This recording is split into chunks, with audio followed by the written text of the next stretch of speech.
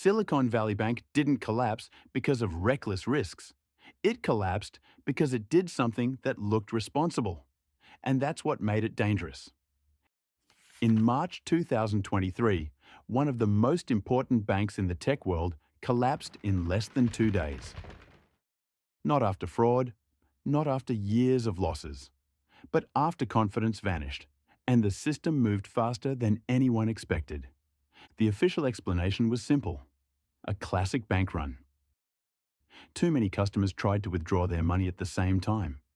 And technically, that's true. But that only explains how the bank failed, not why it was exposed in the first place. Because the real story started long before anyone panicked. During the tech boom, startups raised enormous amounts of cash. That money flowed into Silicon Valley Bank as deposits, so much of it that the bank couldn't lend it all out. So it did what many banks do. It invested that money in long-term government bonds, assets considered among the safest in the financial system. At the time, this looked conservative, even boring. Then the environment changed. Mid-2022, early 2023, interest rates began rising at the fastest pace in decades. And when rates rise, something subtle but powerful happens. The value of existing bonds falls.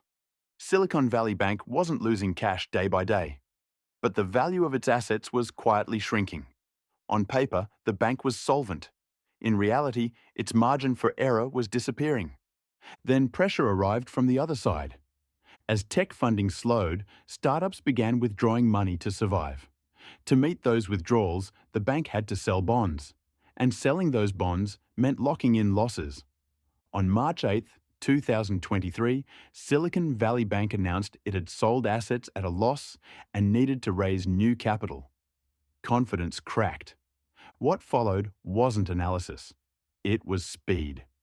Venture capital firms warned startups to move their money.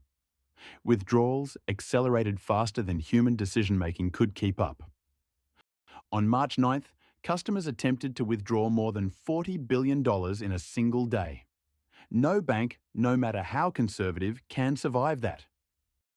On March 10th, regulators shut the bank down. Silicon Valley Bank was taken over by authorities. Thousands of companies suddenly couldn't access their money. Payrolls were frozen. Operations stalled.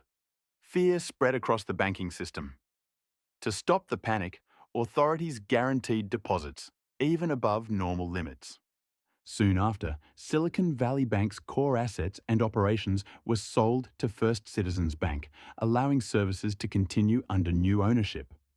The system stabilized. Silicon Valley Bank didn't fail because its assets were unsafe.